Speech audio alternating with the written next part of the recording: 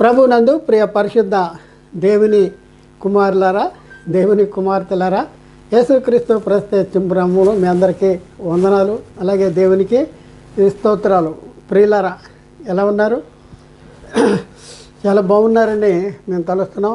అదే రీతిలో మేము కూడా దేవుని కృప మహదైశ్వర్యాన్ని బట్టి కులాసాగా ఉన్నాం. ప్రియులారా, మరొకసారి ఒక ప్రత్యేక అంశం ద్వారా దేవుడు మీ సన్నిధికి నడిపించడానికి గొప్ప కృపను అనుగ్రహించాడు. దాన్ని బట్టి కూడా దేవునికి మరొకసారి కృతజ్ఞతాస్తుతులు చెల్లిస్తున్న దేవునికి స్తోత్రాలు. ప్రియులారా, ఈరోజు మనము ఒక చాలా ప్రాముఖ్యమైన అంశాన్ని మనం నేర్చుకోవడానికి ప్రయత్నం చేద్దాం. దేవుడు కలిగి ఉన్న ఐశ్వర్యం ఏంటి? దేవుడు కలిగి ఉన్న ఐశ్వర్యం ఏంటి? గత క్లాసులో మనం నేర్చుకున్నది ఏంటంటే, ఇశ్రాయేలీలు దైవాశీర్వాదాలు, క్రైస్తవులు దైవాశీర్వాదాలు అనే అంశాన్ని గురించి మనం చాలా క్షుణ్ణంగా మనం నేర్చుకున్నాం. ఈరోజు మనం దేవుడు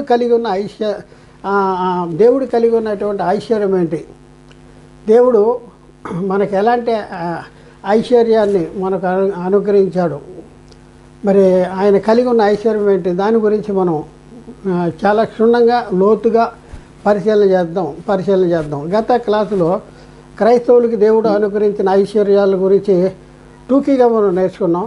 అసలు దేవుడు కలిగి ఉన్న ఐశ్వర్యాలు ఏంటి, దేవుడు క్రైస్తవులుగా ఉన్న మనకి అనుగ్రహించిన ఐశ్వర్యాలు ఎలా అనుగ్రహిస్తున్నాడు, ఆయనకున్న ఐశ్వర్యాలు ఏంటి, దాని గురించి మనం చాలా క్షుణ్ణంగా మనం నేర్చుకోవడానికి ప్రయత్నం చేద్దాం. ప్రియులారా, చాలా జాగ్రత్తగా మనం ఆలోచించండి, అర్థం చేసుకుంటానికి ప్రయత్నం చేయండి. ప్రియులారా, మరి బైబిల్ గ్రంథంలో రాయబడిన మాట మనం పరిశీలన చేస్తే, దేవుడు తన ఐశ్వర్యం చొప్పున క్రీస్తు యేసునందలి మహిమలో మన ప్రతి అవసరాన్ని తీరుస్తాడు అనేసి లేఖనాల్లో రాయబడి ఉంది. ఫిలిప్పీ పత్రిక 4వ అధ్యాయం 19వ వచనంలో. అంటే అర్థం ఏంటంటే, పౌలు గారు ఫిలిప్పీ సంఘానికి వ్రాస్తున్నాడు. కాగా దేవుడు తన ఐశ్వర్యము చొప్పున క్రీస్తు యేసునందలి మహిమలో మన ప్రతి అవసరాన్ని తీరుస్తాడంట. అసలు దేవుడు తన ఐశ్వర్యం చొప్పున క్రీస్తు యేసునందలి మహిమలో మన ప్రతి అవసరాన్ని తీరుస్తాడంటే అర్థమేంటి, దేవుని ఐశ్వర్యం ఏంటి అనేసి కొంతవరకు మనం పరిశీలన చేద్దాం. చాలా లోతైన అంశము, చాలా జాగ్రత్తగా పరిశీలన చేస్తానికి అర్థం చేసుకుంటానికి ప్రయత్నం చేయండి. ఎఫ్సి పత్రికలో 3వ అధ్యాయంలో 15-19 వచనాలు మనం పరిశీలన చేద్దాం. ఎఫ్సి పత్రిక 3వ అధ్యాయము 15-19 వచనాలు మనం పరిశీలన చేస్తే అక్కడ రాయబడిన మాట ఏంటంటే, పౌలు గారు ఎఫ్సి సంఘానికి రాస్తున్నాడు. మీ అంతరంగ పురుషుని యందు శక్తి దేనికి కావాలంట? అంతరంగ పురుషుని యందు శక్తి కలగాలంట. శక్తి కలిగి ఆయన ఆత్మ వలన బలపరచబడాలి. ఆత్మ వల్ల బలపరచబడటం ఏంటంటే, ఆత్మ ద్వారా సిద్ధపరిచినటువంటి వాక్యము ద్వారా మనము బలపరచబడాలి. ఆత్మ ద్వారా బలపరచబడినట్లు క్రీస్తు మీ హృదయములలో విశ్వాసము ద్వారా నివసించినట్లును అంటాడు. యేసుక్రీస్తు దేవుడు నాలో ఉన్నాడు అంటే యేసుక్రీస్తే తండ్రి అని అంటున్నాడు. ఇక్కడ పౌలు గారు చెప్తున్నాడు, క్రీస్తు మీ హృదయంలో విశ్వాసం ద్వారా నివసించినట్లు అంటాడు. మన హృదయాల్లో ఎవరు నివసించాలంట? క్రీస్తు నివసించాలి. క్రీస్తు నివసించాలంటే మన హృదయాల్లో ఎవరు ఉండాలి? క్రీస్తు వాక్యము మన హృదయంలో భద్రపరచుకోవాలి. దేవుని వాక్యాన్ని క్రీస్తు హృదయంలో భద్రపరుచుకున్న క్రీస్తు అంటున్నాడు, తండ్రి నాలో ఉన్నాడు అని అంటున్నాడు. అలాగే పౌలు గారు జీవించేది నేను కాదు, క్రీస్తే నాలో జీవిస్తున్నాడు అని అంటాడు. కాబట్టి రాయబడిన వచనాల్ని మనం క్షుణ్ణంగా అర్థం చేసుకుంటానికి ప్రయత్నం చేయండి. తన మహిమైశ్వర్యం చొప్పున మీకు దయచేయవలనే మీరు దేవుని సంపూర్ణతలో పూర్ణులగునట్లుగా చూడండి. దేవుని సంపూర్ణతలో పూర్ణులవ్వాలి. ప్రేమయందు వేరుపారి సమస్త పరిశుద్ధులతో కూడా దాని పొడవు ఎత్తు ఎంతో గ్రహించుటకును జ్ఞానమునకు మించిన క్రీస్తు ప్రేమను తెలుసుకున్నట్లు శక్తి గలవారగినట్లు ప్రార్థించున్నాను. ఏం కావాలంట? జ్ఞానానికి మించిన క్రీస్తు ప్రేమ తెలుసుకోవాలి అనేసి చెప్తున్నాడు. ఇక్కడ మనం చూస్తే 18వ వచనంలో, మీరు దేవుని సంపూర్ణతలో పూర్ణగునట్లు ప్రేమయందు వేరుపారి స్థిరపడి సమస్త పరిశుద్ధుల్లో దాని పొడుగు ఎత్తు ఎంతో గ్రహించాలి. అంటే ఇది గ్రహించాలంటే ఏం జరగాలి అంటే, క్రీస్తు మీ హృదయంలో విశ్వాసం ద్వారా నివసించాలి. అంటే అంతరంగ పురుషుని యందు శక్తి కలిగాలి. ఆయన ఆత్మ వలన బలపరచబడాలి. ఎవరిలో అయితే దేవుని వాక్యము నివసిస్తుందో, ఎవరిలో అయితే దేవుని వాక్యము మరి వాక్యాన్ని వారి హృదయంలో భద్రపరుచుకుంటారో వారు అంతరంగ పురుషుని యందు శక్తి కలిగింది. ఆత్మ వల్ల బలపరచబడదు, ఆత్మ సంబంధంగా బలపరచబడేటటువంటి పరిస్థితి ఉంది. అలాంటి వాళ్ళ జీవితాలను మనం పరిశీలన చేస్తే వాళ్ళు మనోనేత్రాలు వెలిగించబడతాయి. ఎప్పుడైతే దేవుని వాక్యం మనలో ఉందో మన జీవితంలో ఏం జరుగుతుందంటే మనోనేత్రాలు వెలిగించబడతాయి. ఆ వెలిగించబడినప్పుడు ఏం జరుగుతుందంటే మన లేఖనాల్లో రాయబడినటువంటి ఏదైతే సత్యము సర్వసత్యం ఉందో ఈ వాక్యము మన గురించి రాయబడినటువంటి సంగతుల్ని మనం అర్థం చేసుకోగలం. లేకపోతే ప్రకృతి సంబంధమైన మనుషుడు దేవుని ఆత్మ సంబంధమైన సంగతులు అర్థం చేసుకోలేనటువంటి పరిస్థితి అనమాట. కాబట్టి ప్రియులారా, ఒకసారి ఆలోచించండి. ఈ ప్రస్తుత కాలంలో మనం పరిశీలన చేస్తే దేవుడు కలిగి ఉన్న ఐశ్వర్యం ఏంటో మరి తెలియకుండానే మనం దేవుణ్ణి అది నాకు అదివు, నాకు ఇదివు, నాకు అదివు అని అడిగేటటువంటి పరిస్థితి, ఈ లోక సంబంధమైన వాటిని గురించి అడిగేటటువంటి పరిస్థితి మరి మనం క్రైస్తవ సమాజంలో చూస్తూ ఉన్నాం. అయితే దేవుడు కలిగి ఉన్న ఐశ్వర్యం ఎలాంటిది? భూ సంబంధమైనదా, ప్రకృతి సంబంధమైనదా, మరి ఈ శరీర సంబంధమైనదా, ఈ లోక సంబంధమైనదా, ఏది అనేది మనం పరిశీలన చేస్తే దేవుని ఐశ్వర్యము ఈ లోక సంబంధమైనది కాదు, ప్రకృతి సంబంధమైనది కాదు, భూ సంబంధమైనది కాదు. ఎందుకంటే బైబిల్ గ్రంథంలో చక్కని మాట యాకోబు గారు చెప్తూ ఉన్నారు. యాకోబు పత్రికలో మనం పరిశీలన చేస్తే 1వ అధ్యాయంలో 16-17 వచనాల్లో అక్కడ రాయబడిన మాట ఏంటంటే, నా ప్రియ సహోదరులారా అంటాడు. నా ప్రియ సహోదరులారా, మోసపోకుడి, శ్రేష్టమైన ప్రతి ఇవి మోసపోతున్నారు. మొదటి శతాబ్ద కాలంలో కూడా మోసపోతున్నారు. అందుకనే పౌలు చెప్తున్నాడు, ఈ లోక విషయంలో మాత్రమే క్రీస్తునందు విశ్వాసం ఉంచిన మనము మనుషులందరికంటే మరి దౌర్భాగ్యం అవుతూ ఉంటాడు. పౌలు గారు చెప్తూ ఉంటాడు, కొరింథీ పత్రికకి చెప్తూ ఉంటాడు. కాబట్టి ఇక్కడ యాకోబు గారు చెప్తున్నాడు, మోసపోకండి, మీరు ఈ బోధకులు మోసం చేస్తున్నారు, ఈ లోక సంబంధమైనవే మీకు ఇస్తానంటున్నాడు. ఈ లోక సంబంధమైన వస్తువులు నీకు మాత్రమే కాదు, లోకంలో ఉన్న ప్రతి ఒక్కరికి, గాలి, ఎండ, వాన ఇవన్నీ కూడా ప్రతి ఒక్కరికి ఆయన మంచివారి మీద చెడ్డవారి మీద తన వర్షాన్ని కురిపింపజేస్తున్నాడు, సూర్యుని వెలిగి ఉదయింపజేస్తూ ఉన్నాడు. ఇవన్నీ కూడా మనం చూస్తే నీకొక్కడికే కాదు, అందరికీ వస్తున్నాయి. అయితే దేవుని శ్రేష్టమైన ప్రతి ఇవి ఎక్కడి నుంచి వస్తుందంటే 17వ వచనంలో యాకోబు పత్రిక 1:17లో చూస్తే, శ్రేష్టమైన ప్రతి ఈవియు సంపూర్ణమైన ప్రతి వరమును పరసంబంధమైనదే జ్యోతిర్మయుడుగు తండ్రి యొద్ద నుండి వచ్చును. ఆయన ఏ చంచలత్వమును గమనం వలన కలుగు ఏ ఛాయి అయినను లేదు అంటాడు. ఒకసారి అలా శ్రేష్టమైన ప్రతి ఇవి ఎక్కడి నుంచి వస్తుంది? పరసంబంధమైనది, ఈ లోక సంబంధమైనది కాదు. ఎందుకంటే మనము అయిన ఆత్మ దేనికి సంబంధించింది? ఏ లోకానికి సంబంధించింది? ఇది ఆత్మ పరసంబంధమైనది. కాబట్టి దేవుడు ఇచ్చే ఆశీర్వాదం కూడా ఆత్మకి సంబంధించిన ఆశీర్వాదం ఇస్తాడు, కానీ ప్రకృతి సంబంధమైన ఆశీర్వాదం ఇవ్వడు. అంటే శరీరానికి సంబంధించిన ఆశీర్వాదం ఈరోజు క్రైస్తవులకి, మనకి దేవుని ప్రజలు, దేవుని పిల్లలు, దేవుని వారసులు, దేవుని తేజోవాసులైన పరిశుద్ధుల స్వాస్థ్యంలో పాలివారంగా ఉన్నటువంటి మనకి ఈ ప్రకృతి సంబంధమైన ఆశీర్వాదాలు కాదు ఇచ్చేది, పరసంబంధమైనవి. ఎక్కడి నుంచి వస్తే జ్యోతిర్మయుడుగు తండ్రి యొద్ద నుండి వచ్చును అంటాడు.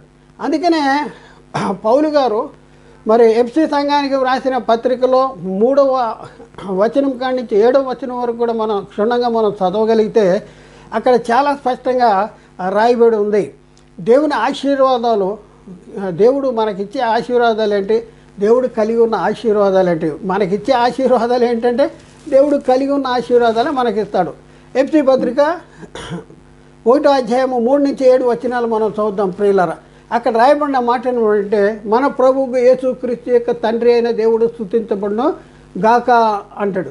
ఎందుకు అంటే ఆయన క్రీస్తునందు పరలోక విషయముల్లో ప్రతి ఆశీర్వాదాన్ని మనకు అనుగ్రహించాడు. పరలోక విషయంలో ప్రతి ఆశీర్వాదాన్ని అనుగ్రహించాడంట. మరి ఈ లోక సంబంధంగా మనం చూస్తే ఆశీర్వాదాలు అనేసి, లేకపోతే దేవుని ఆశీర్వాదాలు అనేసి కొన్ని సందర్భాల్లో చిట్టీలు తీస్తూ ఉంటారు. చిట్టీలు తీసి అబ్బా దేవుడు నాకు ఈ వాగ్దానం చేశాడు, నాకు ఈ వాగ్దానం చేశాడు, నన్ను ఇలా ఆశీర్వదిస్తా అన్నాడని జనాల్ని మోసపుచ్చుతున్నారు నేటి క్రైస్తవ బోధకులు. చాలా జాగ్రత్తగా, నేను ఎవరిని కూడా వ్యక్తిగతంగా, సంఘపరంగా, సంస్థపరంగా విమర్శించడానికి ప్రయత్నం చేయట్లా. బైబిల్లో ఉన్న సంగతుల్ని మనకి తెలియకుండా చేస్తానికి సాతాను మన ద్వారానే మన్నే వాడుకుంటున్నాడు, మిమ్మల్నే వాడుకుంటున్నాడు, మన్నే వాడుకుంటున్నాడు. మన వాడుకుని మన ద్వారా అనేక మందిని చెడగొట్టి తనతో పాటు నిత్య నరకాన్ని తీసుకెళ్లాలని ప్రయత్నం చేస్తూ ఉన్నాడు. కాబట్టి ఆలోచించండి. ఇక్కడ మనం చూస్తే ఆయన క్రీస్తునందు పరలోక విషయంలో ప్రతి ఆశీర్వాదాన్ని మనకు అనుగ్రహించింది. ఎట్లనగా తన ప్రియునందు తాను ఉచితముగా మనకు అనుగ్రహించిన తన కృపామహిమకు కీర్తి కలిగినట్లు తన చిత్త ప్రకారమైన దయా సంకల్పం చొప్పున యేసుక్రీస్తు ద్వారా తనకు కుమారులు కావాలని, తనకు కుమారులుగా స్వీకరించుటకే ముందుగా తన కోసము నిర్ణయించుకున్నాడు. తన కుమారులుగా చేసుకోవాలని మన ముందుగా నిర్ణయించుకున్నాడు. ఎంత ముందుగా అంటే కింద చెప్తా ఉన్నాడు, మనము తన ఎదుట చూడండి, దేవుని ఆశీర్వాదము, దేవుడు మనకిచ్చే ఆశీర్వాదం, మనము తన ఎదుట పరిశుద్ధులము నిర్దోషములై ఉండవల్లని జగత్తుకి పునాది వేయబడక మునిపే క్రీస్తులో మనలను ఏర్పరచుకున్నాడు. ప్రేమ చేత ఆయన క్రీస్తులో మనల్ని ఏర్పరచుకున్నాడు. ఎప్పుడు అంటే జగత్తుకి పునాది వేయబడక మునిపే ఏర్పరచుకున్నాడు. ఎలా ఎవరుగా ఉండాలంటే తన కుమారులుగా ఉండాలి.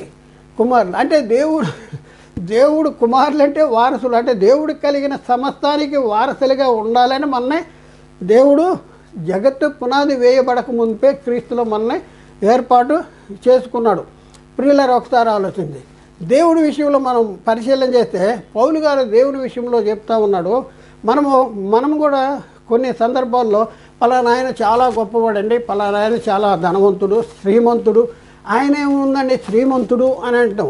శ్రీమంతుడు అని అంటే పౌలు గారు మరి దేవుణ్ణి చాలా స్పష్టంగా గుర్తించగలిగినటువంటి పరిస్థితి మనం చూస్తూ ఉన్నాం. చూడండి, పౌలు తిమోతికి రాసిన మొదటి పత్రికలో 1వ అధ్యాయంలో 8వ వచనంలో చెప్తున్నాడు, దేవుడు ఎలాంటి వాడంట, ఆయనను శ్రీమంతుడుకు దేవుడు నాకు అప్పగించిన ఆయన మహిమగల సువార్త ప్రకారం అంటాడు. అంటే దేవుడు ఎలాంటి వాడంటే శ్రీమంతుడు అనేసి పౌలు గారు చెప్తా ఉన్నాడు. శ్రీమంతుడంట దేవుడు, శ్రీమంతుడు. వేటిలో శ్రీమంతుడు? మన శ్రీమంతుడు అంటే ఏమేమి ఉన్నాయి ఆయన దగ్గర? ఆయన ఇచ్చేది ఏంటి? ఆయన దగ్గర ఉన్నదేంటి? ఈ లోక సంబంధమైన సంగతులు గురించి మనం ఆలోచిస్తూ ఉంటాం. శ్రీమంతుడు అంటే బంగారం ఉందా, డబ్బు ఉందా, వెండి ఉందా, లేకపోతే కార్లు ఉన్నాయా, బిద్దులు ఉన్నాయా, మేడలు ఉన్నాయా, ఇవన్నీ కూడా మనం ఆలోచిస్తాం శ్రీమంతుడు అంటే. మరి దేవుడి విషయంలో మనం చూస్తే దేవుడు శ్రీమంతుడు, ఆయన సంపన్నుడు, ఆయన శ్రీమంతుడు. ఆయన ఎలాంటి సంపన్నుడు, దేని విషయంలో సంపన్నుడు అనేది మనం పరిశీలన చేసుకుందాం. ప్రియులరా, పరిశీలన చేద్దాం. ఎఫ్సి పత్రికలో మనం పరిశీలన చేస్తే 2వ అధ్యాయము 1 నుంచి 4 వచనాలు మనం చదువుకుందాం. 1 నుంచి 4 వచనాలు. అక్కడ రాయబడిన మాట ఏంటంటే, మీరు అపరాధముల చేతను పాపముల చేతను చచ్చిన వారేండుగా ఆయన మిమ్మల్ని క్రీస్తుతో కూడా బ్రతికించెను. ఆయన మిమ్మల్ని క్రీస్తు కూడా బ్రతికించాడంట. మీరు వాటిని చేయుతూ వాయుమండల సంబంధమైన అధిపతిని అనగా అవిధేయులైన వారిని ప్రేరేపించే శక్తికి అధిపతిని అనుసరించి ఈ ప్రపంచ ధర్మము చొప్పున మునుపు నడుచుకుంటుంది. వారితో కూడా మనమందరమును శరీరము యొక్కయు మనస్సు యొక్కయు కోరికలను నెరవేర్చుకొనుచు మన శరీరమును అనుసరించి మునుపు ప్రవర్తించుతూ కడమవారి వలె స్వభావ సిద్ధముగా దైవోగ్రతకు పాత్రులమై ఉంటిమి అనేసి 3 వచనాలు రాసిన తర్వాత పౌలు గారు కొద్దిగా ఉపశమనానికి సంబంధించిన మాట మరి చెప్తా ఉన్నాడు. ఏంటంటే 4వ వచనం చూద్దాం. ఆయనను దేవుడు కరుణా సంపన్నుడై ఉండి మనము మన అపరాధముల చేతను పాపముల చేతను చచ్చిన వారమై ఉన్నప్పుడు సైతము మన ఎడల చూపిన తన మహాప్రేమ చేత మనలను క్రీస్తుతో కూడా బ్రతికించెను. ప్రియులారా, ఈ 4వ వచనంలో దేవుడు ఎలాంటి సంపన్నుడంట? దేవుని దగ్గర ఆయన సంపన్నుడు. దేవుడు సంపన్నుడు. ఆయన దగ్గర ఉన్న సంపద ఏంటి? పౌలు గారు ఇందాక ఏం చెప్పాడు? శ్రీమంతుడు అని చెప్పాడు.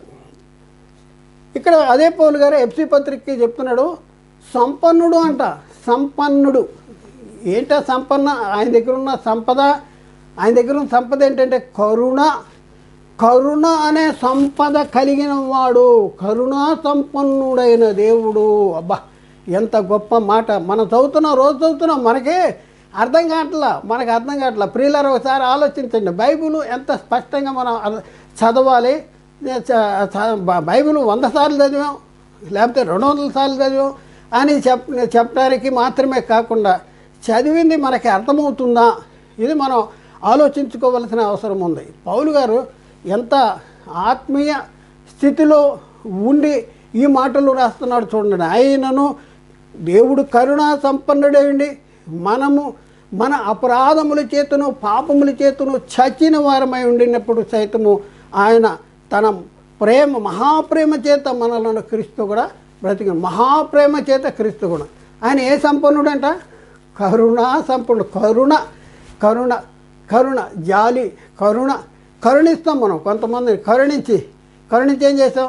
ఏదైనా తప్పు చేసినా, లేకపోతే ఏదైనా చాలా 4 రోజులు అన్నం తినలేదనుకోండి, అన్నం తినకపోతే మనం కరుణించి మనం ఏం చేస్తామంటే అప్పుడప్పుడు మనం తినాలనుకున్న అన్నం కూడా వాళ్ళకి పెట్టేటటువంటి పరిస్థితి. ఆయన కరుణ సంపన్నుడు దేవుడు. అలాంటి సంపన్నుడు దేవుడు తన సొంత కుమార్ని పాప శరీరాకారంతో పంపి ఆయన శరీరం ముందు శిక్ష విధించిన దేవుడు కరుణా సంపన్నుడు అంట.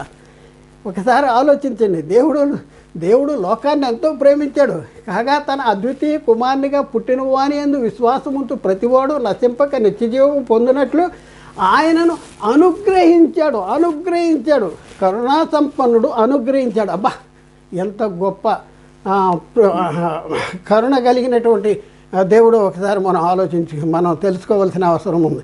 ఇంకా ప్రియులారా, ఇంకా కొద్దిగా చాలా జాగ్రత్తగా సంపన్నుడు, ఆయన కరుణా సంపన్నుడు.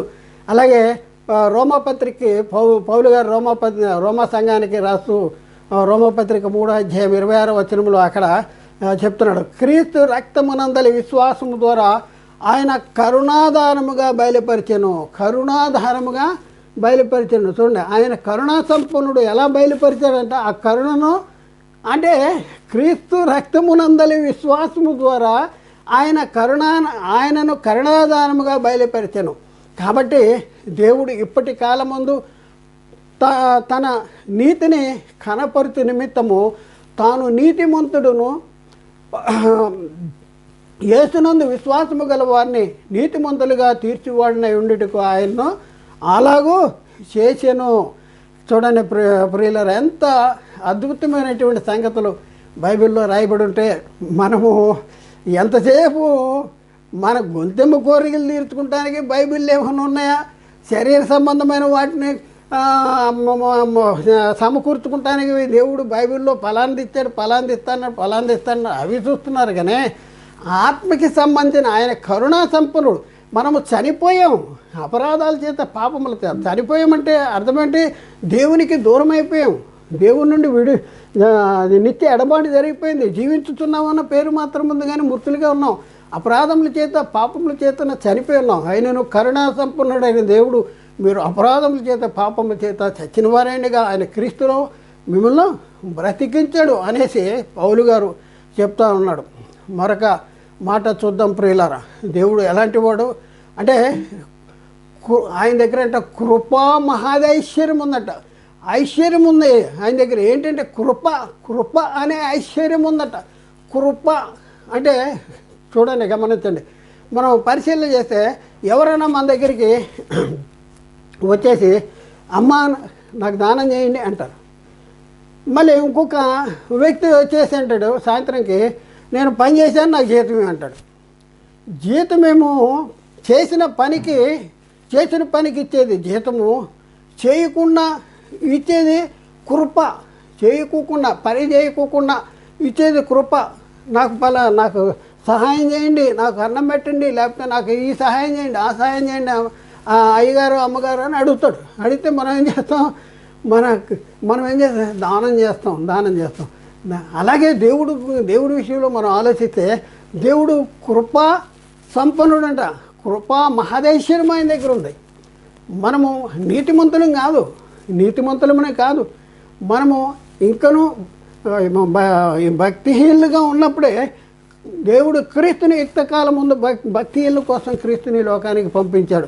చూద్దాం ప్రియులారా, ఎఫ్సీ పత్రికలో 2వ అధ్యాయంలో 6వ వచనం మనం పరిశీలన చేస్తే, ఎఫ్సీ పత్రిక 2వ అధ్యాయం 6వ వచనం, క్రీస్తు యేసునందు ఆయన చేసిన ఉపకారము ద్వారా అత్యధికమైన తన కృపా మహదైశ్వర్యమును రాబోయేగములో కనపరిచి నిమిత్తము అంటాడు. తన కృపా మహదైశ్వర్యాన్ని రాబోయేగములో కనపరిచి నిమిత్తము అంటాడు. క్రీస్తునందు ఆయన మనకు చేసిన ఉపకారము ఏం చేశాడు? క్రీస్తునందు మనకు ఉపకారం అసలు గుర్తిస్తున్నాను, మనకు అర్థమవుతుందా? క్రీస్తులో దేవుడు మనకు ఉపకారం ఏం చేశాడు అంటే, ఏం చేశాడు?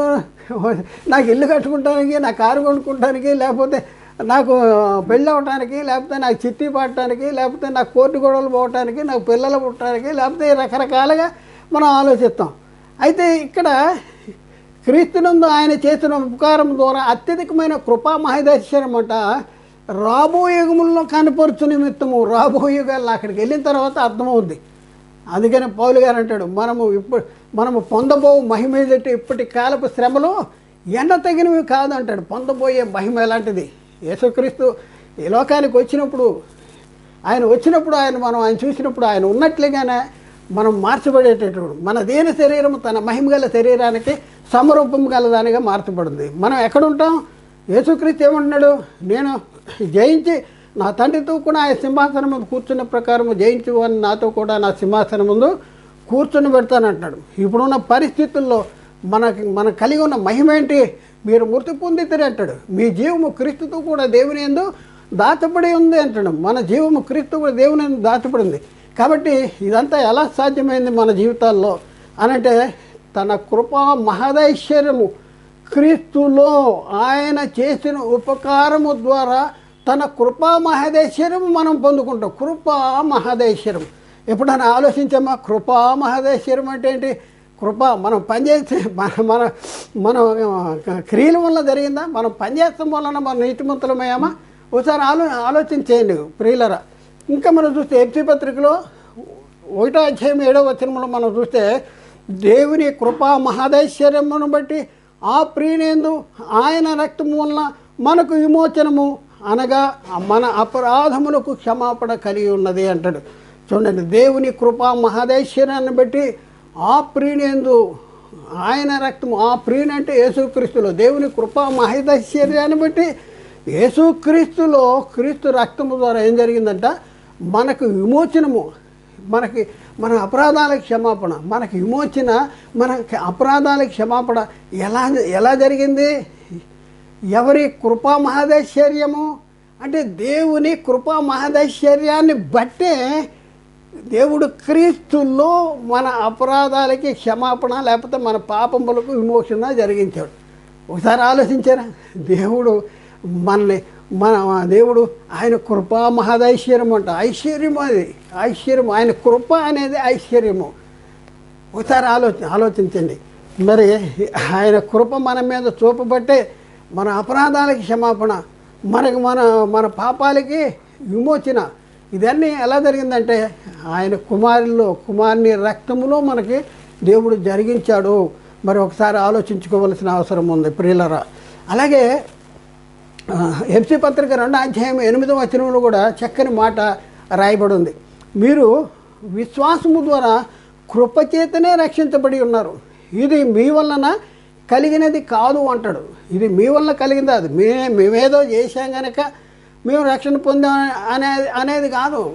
ఇదేంటి? విశ్వాసము ద్వారా కృపచేతనే, దేవుని కృపా మహదైశ్వర్యము వలన దేవుడు తన కుమారుడైన యేసుక్రీస్తు శిలువ రక్తధారల ద్వారా మన అపరాధాల క్షమాపణ అనగా మన పాపాలకి విమోచన కలిగి ఉంది. అందుకనే అంటాడు, మీరు విశ్వాసము ద్వారా కృపచేతనే రక్షించబడి ఉన్నారు, ఇది మీ వలన కలిగినది కాదు, ఇది దేవుని వరమే అంటాడు. ఇంకా మనం చూస్తే రోమపత్రిక 8:24 వచనములో అక్కడ రాయబడిన మాట మనం పరిశీలన చేద్దాం.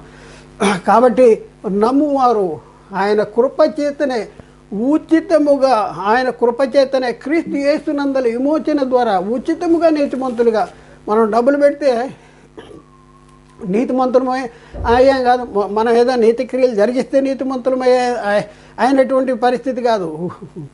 కృపచేతనే ఉచితముగా మనము నీతి క్రియలు జరిగించటం ద్వారా కాదు, కృపచేతనే మన నీతిమంతులుగా తీర్చబడింది. కాబట్టి నమ్మువారు ఆయన కృపచేతనే ఉచితముగా, ఆయన కృపచేతనే ఉచితముగా క్రీస్తు యేసునందలి విమోచన ద్వారా ఉచితముగా నీతిమంతులుగా తీర్చబడుతున్నాము.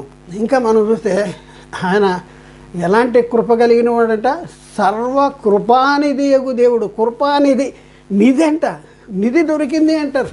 ఆ పలానా దగ్గర నిధి ఉందండి అంటాడు, తవ్వుతూ ఉంటారు. ఏంటి అంటే ఇక్కడ నిధి ఉందండి బ్రదర్ అంటాడు. నిధి ఉందంట. ఏం నిధి ఉంది ఇక్కడ? దేవుని దగ్గర ఏమి నిధి ఉంది? ఎప్పుడైనా చూసామా దేవుని దగ్గర ఉన్న నిధిని?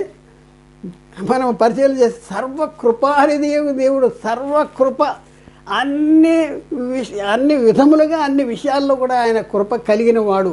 పేతురు రాసిన మొదటి పత్రిక 1వ అధ్యాయము 10వ వచనంలో మనం పరిశీలన చేస్తే తన నిత్య మహిమకు క్రీస్తునందు మిమ్మల్ని పిలిచిన దేవుడు. చూడండి ఇక్కడ మనం చూస్తే ఎంత అద్భుతమైనటువంటి సంగతి. సర్వకృపానిధి దేవుడు అంట తన నిత్య మహిమకు క్రీస్తునందు మనల్ని పిలుస్తున్నాడంట.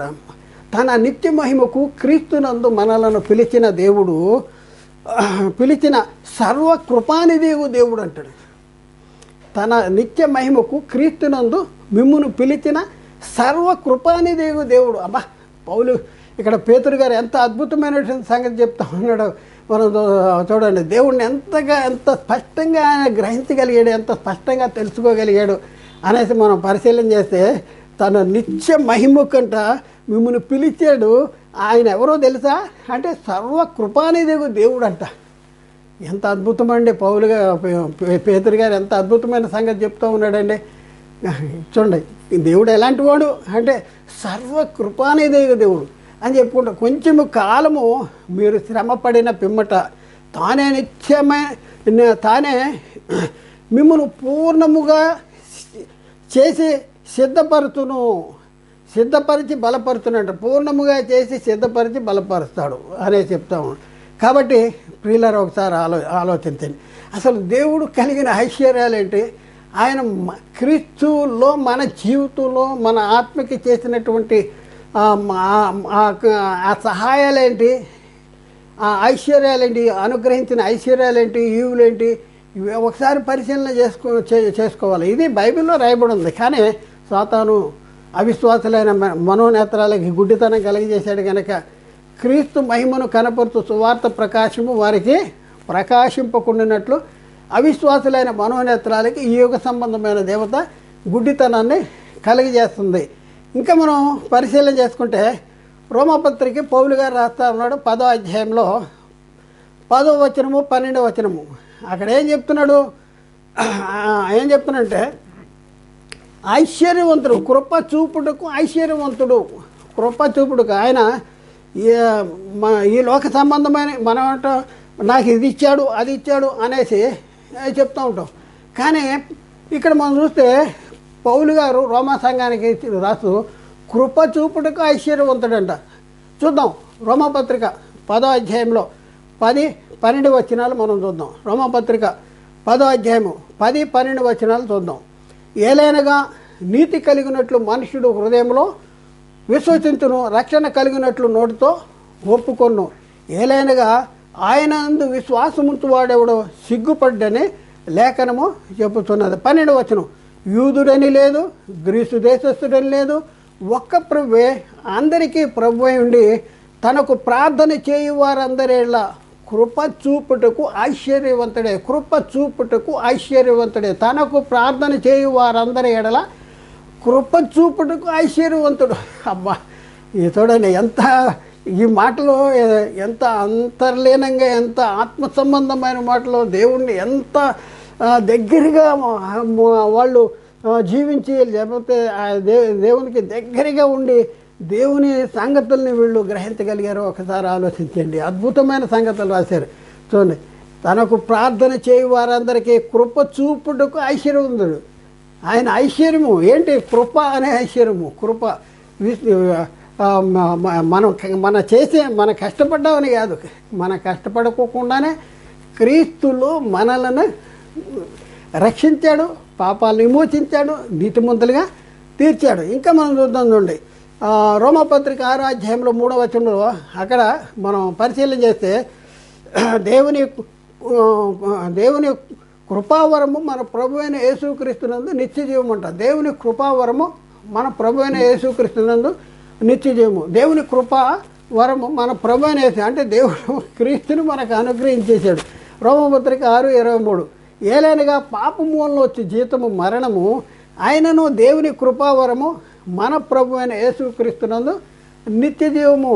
పాపమూలంలో వచ్చే జీతం మరణమైతే దేవుడు క్రీస్తును మనకు అనుగ్రహించాడు కదా, అందుకే దాన్ని అయితే దేవుని కృపావరము ఆయన క్రీస్తును అనుగ్రహించటం కృప మన విషయంలో కృప చూసి మనకు అనుగ్రహించాడు క్రీస్తు. అంటే కృపా వరము మనకు అనుగ్రహించాడు. మన ప్రభు అయిన యేసుక్రీస్తునందు ఏంటంటే నిత్యజీవము. ఈ నిత్యజీవం దేనికి? శరీరానికి కాదు, శరీరానికి ఆత్మక నిత్యజీవము, ఆత్మక నిత్యజీవము. కాబట్టి ఒకసారి ఆలోచించండి. ఇక్కడ ఇంకా మనం పరిశీలన చేస్తే ఎందుకు గ్రహించలేకపోతున్నాం? దేవుని సంగతులు ఎందుకు గ్రహించలేకపోతున్నాం అంటే మనము దేవుణ్ణి స్పష్టంగా గుర్తించలేకపోతున్నాం. దేవుని సంగతులు మనం ఒక వ్యక్తితో సహవాసం చేసినట్లయితే ఆ వ్యక్తిని గురించినటువంటి సంగతులు మనకి చాలా అర్థమవుతాయి.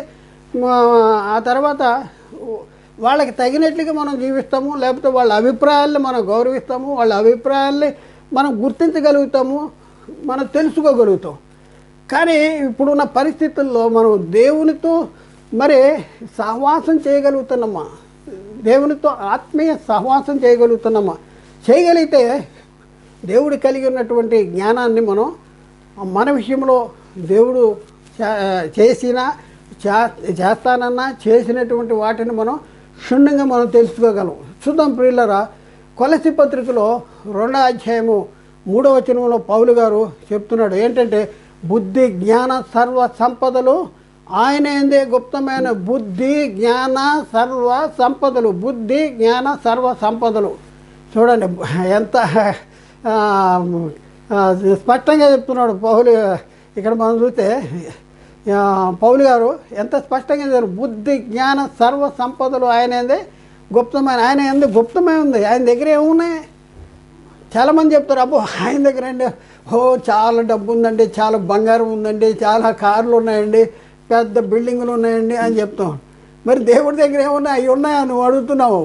దేవుడి దగ్గర ఉన్నాయి నువ్వు అడక్కోకుండా ఇప్పుడు ఎవరైనా సరే నా దగ్గర చాలామందిని వాళ్ళ పిల్లలు తీసుకొస్తారు. మా పిల్లోడికి చదువు రావాలండి, మా పిల్లోడు పరీక్ష రాస్తున్నాడు, మా పిల్లోడు పెళ్ళి అవ్వాలి, లేకపోతే అది అవ్వాలి ఇది అవ్వాలి, ప్రార్థన చేయండి. మా పిల్లోడికి పాప క్షమాపణ జరగాలి, రక్షణగా జరగాలి, నిత్యజీవం కావాలి, దేవుని కృప మా పిల్లవాడి మీద చూపాలి, దేవుని కృపలో మా పిల్లవాడు ఎదగాలి అనేసి ప్రార్థన చేసేవాళ్ళు ఒక్కడు కూడా నా దగ్గరికి రాలేదు ఇప్పటి వరకు.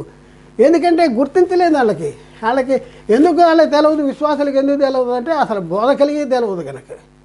ఈ సంగతులు బోధ కలిగి బైబిల్ ఉన్నాయి, వాళ్ళకి కావాల్సిన వచనాలు వాళ్ళు ఏరుకుని వాళ్ళు చెప్తూ ఉంటారు. సంఘం దగ్గర ఎలా మనం డబ్బులు వడసగొట్టాలి అనేసి దానికి సంబంధించిన వచనాలనే ఇచ్చేసి అవి మాత్రం చెప్తారు. కానీ ఆత్మకి సంబంధించిన వచనాలు, దేవుడు కలిగి ఉన్న మహిమ ఐశ్వర్యాలు, దేవుడు మనకి అనుగ్రహిస్తాన్న సిద్ధపరిచినటువంటి మహిమ ఐశ్వర్యాలు మాత్రం వాళ్ళు చెప్పట్ల. క్రైస్తవులు లోకాన్ని చూస్తున్నారు, లోకంలోనున్న ప్రతి దాన్ని మనమై ఉన్న ఆత్మకు అనుగ్రహించాడు అని మోసపోతున్నారు. దేవుని తెలుసుకోవాలన్నటువంటి, దేవుడు మనకు అనుగ్రహించిన ఆశీర్వాదాలను తెలుసుకోవాలని మనకు జ్ఞానము ప్రత్యక్షత గల మనస్సు కావాలి. ఇవన్నీ తెలుసుకోవాలంటే మనకేం కావాలి? జ్ఞానము ప్రత్యక్షత గల మనస్సు కావాలి. కాబట్టి జ్ఞానము ప్రత్యక్షత గల మనస్సు కావాలి కనుక ఆ జ్ఞానము ప్రత్యక్ష గల మనస్సును దేవుడు మనకు అనుగ్రహించుతాడు. కాబట్టి దాన్ని మాకు అనుగ్రహించు తండ్రి అని ఎప్పుడైనా ప్రార్థన చేస్తున్నా. బైబిల్ చదివేటప్పుడు నీ మహిమను నేను చూడాలి, నువ్వు క్రీస్తులో మాకు అనుగ్రహించినటువంటి ఈవులేంటి, మా మా మా మా మా జీవితంలో మీరు అనుగ్రహించిన మహిమైశ్వర్యం ఏంటి, ఇవన్నీ నేను తెలుసుకోగలగాలి, నా మనోనేత్రాలు తెరవండి అనేసి బైబిల్ చదవగలుగుతున్నామా? లేదు, ఎంతసేపు లేదు. ఒకసారి ఆలోచించండి. దేవుడిని ఎందుకు నమ్ముకుంటున్నామో మనకు తెలియదు. అసలు దేవుడికున్న ఐశ్వర్యాలు ఏంటో తెలియదు. దేవుడు మనకి ఇస్తానన్న ఐశ్వర్యాలు ఏంటో తెలియదు. ఇస్తున్న ఐశ్వర్యాలు ఏంటి, భవిష్యత్తులో మనం పొందబోయే మహిమేంటో కూడా తెలియనటువంటి పరిస్థితుల్లో సాతాను తన అనుకూల బోధకులతో సాతాను తానే వెలుగుదూత వేషము ధరించుకుని ఉన్నాడు. వారి పరిచారకులకు నీతి పరిచారకుల వేషము ధరింప చేసి ఉన్నాడు. ఇది ఆశ్చర్యం కాదు, ఇది ఆశ్చర్యం కాదు. కాబట్టి అలాంటి పరిస్థితుల్లో, ఇది మొదటి శతాబ్దంలో పౌలు గారు చెప్పాడు, ఇప్పుడు నేను చెప్పేది కాదు. అలాంటి పరిస్థితుల్లో ఈరోజు క్రైస్తవ సమాజంలో డంపు చేశాడు బోధకులుగా డంపు చేస్తే వాళ్ళ కడుపే వాళ్ళ దేవుడిగా ఉండి బైబిల్లో వాళ్ళు కొత్తగా జన్మించలేదు. ఆత్మ సంబంధమైన సంగతులు అర్థం కాదు. బైబిల్లో ఉన్న సంగతుల్ని శరీరకంగానే చెప్తారు.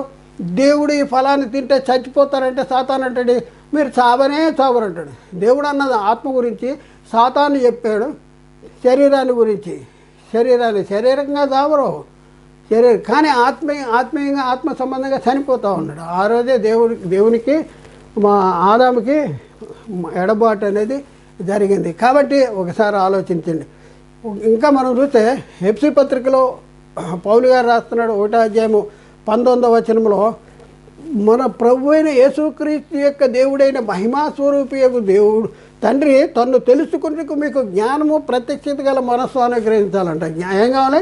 జ్ఞానము ప్రత్యక్షత గల మనస్సు అనుగ్రహించాలి. ఎందుకు కావాలి చూద్దాం. ఎఫ్సీ పత్రిక 1:19 మన ప్రభు అయిన యేసుక్రీస్తు యొక్క దేవుడైన మహిమాస్వరూపి దేవుడు అంటే సరిపోదా? మహిమాస్వరూపియగు తండ్రి, దేవుడు మహిమాస్వరూపి తండ్రి తన్ను తెలుసుకొనుటకు మీకు పౌలు గారు చెప్తున్నాడు. పౌలు గారు ప్రార్థనలు చేస్తున్నాడు, విజ్ఞాపన చేస్తున్నాడు సంఘాన్ని గురించి. ఏం చెప్తున్నాడు? దేవుడంట మహిమాస్వరూపేకు దేవుడు యేసుక్రీస్తు యొక్క దేవుడైన మహిమాస్వరూపేకు తండ్రి తన్ను తెలుసుకొనున్నట్లు తన్ను తెలుసుకొనుటేందు మీకు జ్ఞానమును ప్రత్యక్షత గల మనస్సును అనుగ్రహించినట్లు నేను నా ప్రార్థనలందు మిమ్మల్ని గురించి విజ్ఞాపన చేస్తామన్నాడు. చూడండి, అసలు వీటి గురించి ప్రార్థన చేస్తున్నారా ఈరోజు సంఘం కోసం బోధకులు ఇలాంటి వాటి కోసం ప్రార్థన చేస్తున్నారా? ఇలాంటివి మీరు తెలుసుకోవాలని సంఘానికి చెప్తున్నారా? ఒకసారి ఆలోచన. అసలు విశ్వాసులకు తెలుసా ఇవన్నీ కూడా? మన ప్రభు అయిన యేసుక్రీస్తు యొక్క దేవుడైన మహిమా స్వరూపియగు తండ్రి తన్ను తెలుసుకొనుటకు మీకు జ్ఞానమును, తన్ను తెలుసుకొనుటకు దేవుడు తెలుసుకోవాలి. దేవుడు తెలుసుకుంటేనే కదా దేవుడు. ఇప్పుడు ఒక వ్యక్తిని గురించి మనం తెలిస్తేనే కదా ఆ వ్యక్తి దగ్గర మనం ఏం అడగొచ్చు, ఏం పొందొచ్చు మనకు తెలిసేది. అందుకని దేవుడి గురించి తెలుసుకోవాలి మీరు అనేసి ఆ రోజే చెప్తా ఉన్నాడు. ఏంటంటే తన్ను తెలుసుకుంటే మీకు ఏం తక్కువ ఉంది? మీకేం తక్కువ ఉందంటే జ్ఞానము తక్కువ ఉంది, ప్రత్యక్షత గల మనస్సు తక్కువ ఉంది. అవి దేవుడు మీకు అనుగ్రహించాలి అనేసి నా ప్రార్థనలో మీకోసం ప్రార్థన చేస్తున్నా అంటాడు. చూడండి, ఏం కావాలి? మనకేం కావాలంట? మనకేం కావాలంటే బుద్ధి జ్ఞాన సర్వ సంపదలు కావాలి. ఈ బుద్ధి జ్ఞాన సర్వ సంపదలు ఉంటే మనకేం తెలుస్తుంది? యేసుక్రీస్తు యొక్క దేవుడు మహిమా స్వరూపి యొక్క తండ్రిని మనం తెలుసుకుంటానికి మనకేమొస్తుంది? జ్ఞానము ప్రత్యక్షత గల మనస్సు వస్తుంది. మరొక వచనం చూద్దాం. రోమాపత్రికలో 2వ అధ్యాయము 3-4 వచనాల్లో అనుగ్రహ ఐశ్వర్యం అంట. అనుగ్రహ ఐశ్వర్యము దీర్ఘశాంతము. అనుగ్రహించటం, దీర్ఘశాంతము కలిగి ఉండటం. చూద్దాం రోమాపత్రిక 2వ అధ్యాయము 3-4 వచనాల్లో. అట్టి కార్యములు చేయు వారికి తీర్పు తీర్చు, వాటినే చేయుతున్న మనుషుడా నీవు దేవుని తీర్పును తప్పించుకుందుననుకుందువా, లేదా దేవుని అనుగ్రహము చూడండి, మారు మనసు పొందినట్లు నిన్ను ప్రేరేపించుతున్నది ఎరుగక ఆయన అనుగ్రహ ఐశ్వర్యమును సహనమును దీర్ఘశాంతమును తృణీకరించదవా. పౌలు గారు ఎంత లోతైన సంగతులు ఇక్కడ చెప్తాను చూడండి. ఇక్కడ వీళ్ళు ఏం చేస్తున్నారు, వాళ్ళు ఏం చేస్తున్నారో, లోకం ఏం చేస్తుందో అయ్యే కార్యాలు వీళ్ళు చేస్తున్నారు. అట్టి కార్యములు చేసే నువ్వు తీర్పు తీర్చుతూ వాటినే చేస్తున్నావు. నువ్వు తీర్పు తీరుస్తున్నావు, మళ్ళీ వాటినే చేస్తున్నావు. నీవు అయితే ఒక సంగతి ఆలోచించంటాడు, నీవు దేవుని తీర్పును తప్పించుకుంటావు అనుకున్నా వాళ్ళకి చెప్తున్నావు, కానీ నువ్వే చేస్తున్నావు. అయితే వాళ్ళకి చెప్తున్నా నువ్వు చేస్తుంటే నువ్వు తప్పించుకుంటావు అంటే నువ్వు కూడా తప్పించుకోలేవు. లేదా దేవుని అనుగ్రహము, దేవుడు అనుగ్రహిస్తాడు, దేవుడు సమయం ఇస్తాడు, దేవుడు సమయం ఇస్తున్నాడు. ఇప్పుడు ఉన్న పరిస్థితుల్లో లోకంలో ఉన్న ప్రతి ఒక్కరికి ఆయన దీర్ఘశాంతము గలవాడే. ఆయన మరి దేవుడు దీర్ఘశాంతం కలిగినటువంటి వాడిగా ఉన్నాడు. మన ఇళ్ళ కృప చూపుతూ ఉన్నాడు. అందరూ అంతటా మారు మనసు పొందాలని ఆయన ఇచ్ఛ, ఆయన కోరిక, ఆయన ఆలోచన. అందుకనే దీర్ఘశాంతం కలిగి ఉన్నాడు. దీర్ఘశాంతం కలిగి ఉంటే మనకు అర్థం కావట్లా. తప్పు చేసేవాడు తప్పు చేస్తూనే ఉన్నాడు, తప్పు చేస్తూ ఉన్నాడు. ఇక్కడ అందుకనే పౌలు గారు అలాంటి వాళ్ళతో చెప్తూ ఉన్నాడు. ఇప్పుడు కూడా చాలామంది ఉన్నారు అలాంటి వాళ్ళతో చెప్తున్నాడు, దేవుని అనుగ్రహము నిన్నెందుకు బతికిస్తున్నాడు, నువ్వెందుకు పుట్టావు, నువ్వెందుకు బతికిస్తున్నాడు, అసలు ఏంటి, నిన్నెందుకు కాపాడుతున్నాడు ఏంటి ఇవన్నీ ఒకసారి దేవుని అనుగ్రహము నువ్వు మారు మనసు పొందటానికి, నువ్వు మారు మనసు పొందుతావు అని వెయిట్ చేస్తున్నాడు, ఎదురు చూస్తున్నాడు. దేవుని అనుగ్రహం ఇంకా మారుతాడని ఎదురు చూస్తున్నాడు. అయితే ఇక్కడ దేవుని అనుగ్రహము మారు మనసు పొందినట్లు నిన్ను ప్రేరేపించుతున్నదని ఎరుగక. దేవుని అనుగ్రహం అంట మన మారు మనసు పొందటానికి ప్రేరేపిస్తుందంట. టైం ఇస్తున్నాడు. ఆయన మనకి తెలవట్ల. ఆయన అనుగ్రహ ఐశ్వర్యము, ఇక్కడ చూడండి, అనుగ్రహ ఐశ్వర్యం. ఆయన ఐశ్వర్యం ఏంటి?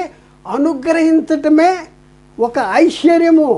మన అనుగ్రహించటమే ఐశ్వర్యము. మన ఆత్మకి దేవుడు కలిగి ఉన్న ఐశ్వర్యం ఏంటంటే మన ఆత్మకి అనుగ్రహించే ఐశ్వర్యము. ఆ అనుగ్రహ ఐశ్వర్యం, అనుగ్రహం ఇచ్చేటటువంటి ఐశ్వర్యం ఆయన దగ్గర, దేవుడి దగ్గర ఏముందో ఆత్మకి సంబంధించి అనుగ్రహ ఐశ్వర్యము అంటాడు. ఆయన అనుగ్రహ ఐశ్వర్యమును సహనమును దీర్ఘశాంతమును తృణీకరించేదవా అనేసి అక్కడ చెప్తా ఉన్నాడు. కాబట్టి ప్రియులారా ఒకసారి ఆలోచించి, దేవుడు కలిగి ఉన్న ఐశ్వర్యం ఏంటి? మనం దేవుణ్ణి ఏమడగాలి? మనకి ఏం తక్కువ ఉంది? దేవుని దృష్టిలో అంటే దేవుని విషయంలో మన జీవితంలో ఏం తక్కువ ఉంది? ఎలాంటి మచ్చ ఉంది? ఎలాంటి మచ్చ మడతుంది, డాగు ఉంది, కళంకం ఉంది? ఇవన్నీ మనం చూసుకోవాలి. ఇవన్నీ చూసుకొని ఆయన మనకి సమయం ఇస్తున్నాడు. ఆయన అనుగ్రహ ఐశ్వర్యము, దాన్ని తృణీకరించొద్దు. ఈరోజు మారు మనసు పొందాలి. ఈరోజే యేసు దేవుని కుమారుడని నమ్మాలి. ఈరోజే యేసు క్రీస్తులో నా పాపాలు క్షమించబడినని విశ్వసించాలి. విశ్వసించి మారు మనసు పొంది పాప క్షమాపణ నిమిత్తము యేసు క్రీస్తు నామములో బాప్తిజం తీసుకోవాలి. తీసుకుంటే రక్షణలో ప్రవేశించేటటువంటి పరిస్థితి. ఆ తర్వాత రక్షణను భయంతో వణుకుతో కొనసాగించవలసినటువంటి పరిస్థితి మన దగ్గర ఉంది. మరొక వచనం హెబ్రీ పత్రిక 4వ అధ్యాయంలో 16వ వచనం మనం చూస్తే, మనము కనికరింపబడి సమయోచితమైన సహాయం కొరకు కృప పొందుతూ ధైర్యముగా కృపాసనం వద్దకు చేరుదుము అంటాడు. మనము కనికరింపబడి సమయోచితమైన సహాయం కొరకు కృప పొందునట్లు ధైర్యముగా కృపాసనము. ధైర్యంగా ఎప్పుడు వెళ్ళగలండి? ధైర్యంగా ఎప్పుడు వెళ్ళగలం? పని చేస్తే ధైర్యం కల, దేవుని చిత్తాన్ని జరిగితే ధైర్యంగా మనం దేవుని కృపాసనం దగ్గరికి వెళ్ళగలం. మనం ప్రార్థన చేస్తున్నాం అనుకోండి, ప్రార్థన చేస్తే మనం చేసిన అన్ని మన జీవితంలో తప్పులు, మనం చేసే పనులన్నీ తప్పులైతే దేవుని దగ్గర మనం కృపాసనం దగ్గర ప్రార్థన దగ్గరికి వెళ్ళి చెప్పగలమా? మనం చెప్పగలం. ధైర్యం ఉంటుందా మనకి చెప్పడానికి? ధైర్యం ఉంటుందా? ఒకసారి ఆలోచించుకోండి. దేవుని గురించి మనం చూస్తే ఆయన మహావివేకి అధిక బల సంపన్నుడు అంట. బల సంపన్నుడు మహావివేకి. యోబు గ్రంథము 9:4 ఆయన మహావివేకి అధిక బల సంపన్నుడు, ఆయనతో పోరాడ తెగించి హాని నొందని వాడెవడు, ఆయనతో పోరాడి తెగించి హాని నొందని వాడేవాడు అంటే అందరూ ఆయనతో పోరాడేవాడు హాని నొందేటటువంటి తర్వాత దేవుడు ఎలాంటి వాడు అంటే న్యాయ సంపన్నుడు మీదే నేరం మోపేది. చూడండి, దేవుడు న్యాయ సంపన్నుడు అయితే మనోళ్ళు నేరం మోపుతారు. నన్ను ఎందుకు ఇలా ఉంచావు, నాకెందుకు జరుగుతున్నాయి నేను అనేసి వాళ్ళు అనుకున్నాయి దేవుడు చేయట్లేదని దేవుడి మీద నింద వేసేటటువంటి పరిస్థితి, నేరము మోపేటటువంటి పరిస్థితి. వాళ్ళు బాగానే ఉంటున్నారు కదా, నాకెందుకు వచ్చింది, వాళ్ళు నమ్ముకున్నారు కదా అంటాడు. అంటే వీళ్ళు చూసే అన్నీ లోకం చూస్తున్నారు, లోక సంబంధమైన చూసి వాళ్ళు బాగానే ఉన్నాయి కదా. బైబిల్ ఏం చెప్తుంది, నా ప్రియ సహోదరులారా, ఈ లోక విషయంలో దరిద్రులైన వారిని దేవుడు విశ్వాసంలో భాగ్యవంతులుగా చేస్తున్నాడు. దరిద్రులైన విశ్వాసంలో భాగ్యవంతులు. ధనవంతుడు లాజరు ఉన్నాడు.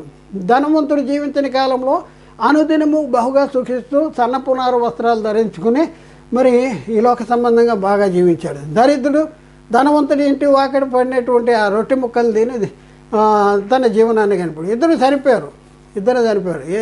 ధనవంతుడు ఎక్కడికి వెళ్ళాడు, దరిద్రుడు లాజరు ఎక్కడికి వెళ్ళాడు. ధనవంతుడు అగ్ని జ్వాలలో యాతన పడుతున్నాడు, దరిద్రుడేమో దేవదూతల ద్వారా అబ్రహాము రొమ్మున అనుకుంటానికి కొనుపబడ్డాడు. కాబట్టి ప్రియులారా ఒకసారి ఆలోచించింది, దేవుడు ఎలాంటి వాడంట, న్యాయ సంపన్నుడు. యోబు గ్రంథము 34:15 న్యాయమును ద్వేషించువాడు లోకము నేలునా, న్యాయ సంపన్నుడైన వారి మీద నేరము మోపుదువా అంటాడు. కాబట్టి ప్రియులారా ఒకసారి ఆలోచించండి, ఒకసారి మన జీవితాన్ని పరిశీలన చేసుకోవాల్సిన అవసరం ఉంది. మనం దేనికోసం యేసుక్రీస్తు నమ్ముకున్నాం, అసలు నీ నమ్మికే కరెక్ట్ కాదు. నేను చెప్తున్నా, మీ నమ్మిక కరెక్ట్ కాదు. యేసుక్రీస్తును నువ్వు నమ్మింది కరెక్ట్ కాదు. యేసుక్రీస్తు నమ్ముకుంటే నాకు ఫలానా దొరుకుద్ది అని నీకు చెప్పిన వాళ్ళు తప్పు బోధ చెప్పారు, తప్పుడు చెప్పారు. ఈ లోకంలో ఉన్నవి యేసుక్రీస్తు నమ్ముకుంటే వస్తాయి అని చెప్పినటువంటి పరిస్థితి, దాన్ని బట్టే మనం నమ్ముకుంటున్నాం. రోగం తగ్గితే నమ్ముకుంటున్నాం అంటే, పిల్లలు పుడితే నమ్ముకుంటున్నాం అంటే, ఉద్యోగం వస్తే నమ్ముకుంటున్నాం అంటే, చిట్టి పాట పాడితే నమ్ముకుంటున్నా అంటాడు, ఉద్యోగం వస్తే నమ్ముకుంటున్నాడు. తర్వాత ఇలా రకరకాల ఇల్లు కట్టితే నమ్ముకున్నాం, లేకపోతే అది చేస్తే నమ్ముకున్నాం, ఇది చేస్తే నమ్ముకున్నాం. ఒకసారి ఆలోచించండి, మన నమ్మిక కరెక్ట్ కాదు. సాతాను మన్నే వద్ద కొడుతున్నాడు, కోమాలో ఉంచాడు. మీరే దేవుని పిల్లలు, మీరు తప్ప పరలోకం ఎవరికి లేదు అని చెప్పి మన్నే బొద్ద కొడుతూ మన కోమాలో ఉంచుతున్నాడు. మరి లేఖనాల్లో ఎన్నో సంగతులు రాయబడి ఉన్నాయి. తిమోతి రాసిన మొదటి పత్రిక 6:7 అక్కడ చెప్తా ఉంటాడు పౌలు తిమోతి, మనం ఈ లోకంలోనికి ఏమీ తేలేదు, దీనిలోంచి ఏమీ కూడా తీసుకుని పోలేము. నాకు అన్ని ఇచ్చేసాడు, కొంతమంది కోటీశ్వరులు అని మనం అతిశయపడేటటువంటి పరిస్థితి లేదండి. వాళ్ళని చూసి మనం ఏమీ చింతించవలసిన అవసరం లేదు. ఎందుకంటే ఈ లోకంలోనికి ఏమి తేలేదు, ఎవరూ ఏమి తేలేదు. మరి వెళ్ళిపోయేటప్పుడు ఏం తీసుకెళ్తాడంటే దీనిలోంచి ఏమి కూడా తీసుకుపోడు అనేసి మరి పౌలు తిమోతికి చెప్పిన మాట తిమోతి చెప్తున్నాడు. తిమోతికి రాసిన మొదటి పత్రిక 6:7 చాలా స్పష్టంగా చెప్తున్నాడు. అలాగే యోబు గారు కూడా చాలా స్పష్టంగా చెప్పాడు. ఏం చెప్తున్నాడు? యోబు గ్రంథం 1:21 నేను నా తల్లి గర్భము నుండి దిగంబరనే అక్కడికి వెళ్ళేదను, యెహోవా ఇచ్చెను, యెహోవా తీసుకును, యెహోవా నామమునకు స్తుతి కలుగును గాక అంటాడు. ఏమంటే నేను నా తల్లి గర్భమున దిగంబరనే అక్కడికి వెళ్ళేదను. వచ్చాను, ఏం తీసుకురాలేదు, ఏం తీసుకెళ్ళలేవు. ఇంకా మనం చూస్తే ప్రసంగి గ్రంథంలో 5:15 వాడు ఏ ప్రకారముగా తల్లి గర్భము నుండి వచ్చానో ఆ ప్రకారముగానే తాను వచ్చినట్లు దిగంబరిగా మరలిపోవును, తాను పడి చేసుకునే దానిలో ఏది కూడా చేత పట్టుకుని పోడు. ఎంత స్పష్టంగా రాశాడు. ప్రయాసపడుతున్నారు ఈ లోకంలో చాలామంది, కోట్లు సంపాదిస్తున్నారు, బ్యాంకు బ్యాలెన్సులు. ఏమయ్యా వెర్రివాడ, ఈ క్షణమే నేను ప్రాణం అడుగుతున్నాడు అంటాడు. ఈరోజు ఇప్పుడే చాలామంది ఒక క్షణంలో మనం చూస్తుండగానే టప్ మట్లు వేసిపోతున్నారు. మరి ఎవరి కోసం నువ్వు సంపాదించింది ఎవరి కోసం? తాను ప్రయాసపడి చేసుకున్న దానిలో ఏది చేత పట్టుకుని పోలేమంటాడు. ఇవి కాదండి దేవుడిచ్చినవి. ఎందుకు తీసుకెళ్ళకపోతున్నారు? అవి దేవుడిచ్చినవి కాదు, నువ్వు సంపాదించుకున్నావు. నువ్వు శరీరం కోసం సంపాదించుకున్నావు, ఆత్మ కోసం కూడా కాదు నువ్వు సంపాదించుకున్నది. సాతాను మోసం చేస్తున్నాడు. సంపాదించు సంపాదించు సంపాదించు, ఆత్మ కోసం కాదు, శరీరం కోసమే సంపాదిస్తున్నావు. మేడలు, మిద్దెలు, బంగారం, లేకపోతే ఇంకా రకరకాల వాటిని సంపాదించుకుంటున్నావు. సంపాదించుకుని ఏం తీసుకెళ్తావు? మనం ఈ లోకంలోనికి ఏం తెలియదు, ఈ లోకంలో ఏమి తీసుకెళ్ళము. తాను ప్రయాసపడి చేసుకున్న దానిలో ఏది కూడా పట్టుకుని పోయే పరిస్థితి లేదు. ఎందుకు ఆలోచించండి. ఎందుకు చాలా సంగతులు రాశారు, మనకు అర్థం కావట్లేదు. ఎందుకంటే ఈ లోకంలో నువ్వు కష్టపడింది, సంపాదించుకున్నది ఇవన్నీ కూడా కేవలం శరీరం కోసమే. ఈ లోకస్తులు అలా ఉన్నారు, మరి నువ్వు కూడా అలా ఉంటావంటే క్రైస్తవుడా? ఒకసారి ఆలోచించు. మారు మనసు పొందాలి, నువ్వు మారు మనసు పొందాలి. ఒకసారి నువ్వు ఆలోచించు, ఏంటి అసలు నీ జీవితం ఏంటి, నీ పరిస్థితి ఏంటి? ఒకసారి నువ్వు పరిశీలన చేసుకో. ఈ లోకాన్ని కానీ లోకంలో ఉన్న వాటిని కానీ ప్రేమించకూడదు అంటాడు. యోహాను రాసిన మొదటి పత్రికలో 2వ అధ్యాయం 15వ వచనం. ఈ లోకమునైనను లోకములో ఉన్న వాటినైనను ప్రేమింపకడి, ఎవడైనను లోకమును ప్రేమించిన తండ్రి ప్రేమ వానిలో ఉండదు అంటాడు. లోకాన్ని లోకంలో ఉన్న వాటిని వాటిని సంపాదించుకోడు. ధనవంతులు ఒకటికి అపేక్షించేవాడు శోధనలోను ఊరిలోను అవివేకయుక్తములైన హానికరములైన నానా విధములైన దురాశల్లో మోసపోతాడంట. తమ్మును తాము పొడుచుకున్నటువంటి పరిస్థితి కూడా ఉంది. కాబట్టి దైవజన వాటి నుండి నువ్వు దూరంగా పారిపో అంటే వాటిని ఏం చేస్తున్నారు? దేవుడు నాకు ఇది ఇచ్చాడు, దేవుడు నాకు అది ఇచ్చాడు, దేవుడు నాకు అది ఇచ్చాడు అనేది చెప్పుకుంటూ మోసపోతున్నారు. సాతాను మోసపోతున్నాడు, మన మోసపోతున్నాడు. దేవుడు కలిగి ఉన్న ఐశ్వర్యాలు ఏంటి తెలుసుకోవాల్సిన అవసరం ఉంది. యోహాను రాసిన మొదటి పత్రిక 2వ అధ్యాయం 15వ వచనంలో, ఈ లోకంలో ఉన్న వాటినైనా ప్రేమింపకడి, ఎవడైనాను లోకమును ప్రేమించిన తండ్రి ప్రేమ వానిలో ఉండదు. లోకాన్ని ప్రేమిస్తున్నావా, తండ్రి ప్రేమ ఉండదు. ఎందుకంటే శరీరం కోసమే బతుకుతున్నాను. నిన్నెందుకు ప్రేమిస్తాడు తండ్రి? ఒకసారి ఆలోచించండి. ఎందుకు అంటే లోకాన్ని ఎందుకు ప్రేమించొద్దు అంటే లోకంలో ఉన్నదంతా ఏంటంట? అదే యోహాను రాసిన మొదటి పత్రిక 2వ అధ్యాయం 16వ వచనం చెప్తున్నాడు. ఎందుకు లోకాన్ని ప్రేమించొద్దు అంటున్నాడు అంటే లోకంలో ఉన్నదంతా కూడా అనగా శరీరాశ ఆత్మకు సంబంధించింది కాదండి. ఆత్మకు సంబంధించింది కాదు. శరీరాశ, నేత్రాశ, జీవపుడంబము. శరీరాశ, నేత్రాశ, జీవపుడంబము ఇవి తండ్రి వలన పుట్టినవి కాదు. అవి ఈ లోక సంబంధమైనవే. కానీ ఆ లోక సంబంధమైనవే నువ్వు కావాలని దేవుణ్ణి అడుగుతున్నావు. లోకమును ఎవడైతే ప్రేమిస్తాడో వాడు దేవుని శత్రువు అవుతాడంట. మరి నాకు లోకంలో ఉన్నాయే దేవుడు ఇచ్చాడంటే నువ్వు ఇంకా ఎంత శత్రువు అవుతావో నువ్వు ఒకసారి ఆలోచించుకోవాల్సిన అవసరం ఉంది. కాబట్టి ప్రియులారా, యోహాను సువార్త యోహాను రాసిన మొదటి పత్రిక 2వ అధ్యాయం 17వ వచనంలో, లోకము దాని ఆశలు గతించిపోవును, దేవుని చిత్తము జరిగించువాడు నిరంతరము జీవించును. కాబట్టి ఆలోచించండి, ఎక్కడున్నాం మనం, మన పని ఏంటి, మనం ఏం చేస్తున్నాం, మనం దేనికోసం దేవుడిని నమ్ముకున్నాం ఒకసారి ఆలోచించండి ప్రియులారా. అది ఇక్కడ మనం చూస్తే దేవుడు కలిగి ఉన్న ఐశ్వర్యం ఏంటి? దేవుడు ఏ ఐశ్వర్యాన్ని ఇస్తాడంట? దేవుడు తన ఐశ్వర్యము చొప్పున క్రీస్తు యేసునందలి మహిమలో మన ప్రతి అవసరాన్ని ఇస్తాడు. ప్రతి అవసరాన్ని దేవుడిచ్చే ఐశ్వర్యం ఎలాంటిదంటే శ్రేష్టమైన ప్రతివి, సంపూర్ణమైన ప్రతి వరము పరసంబంధమైనదే, జ్యోతిర్మయుడు తండ్రి వద్ద నుండి వస్తాడు.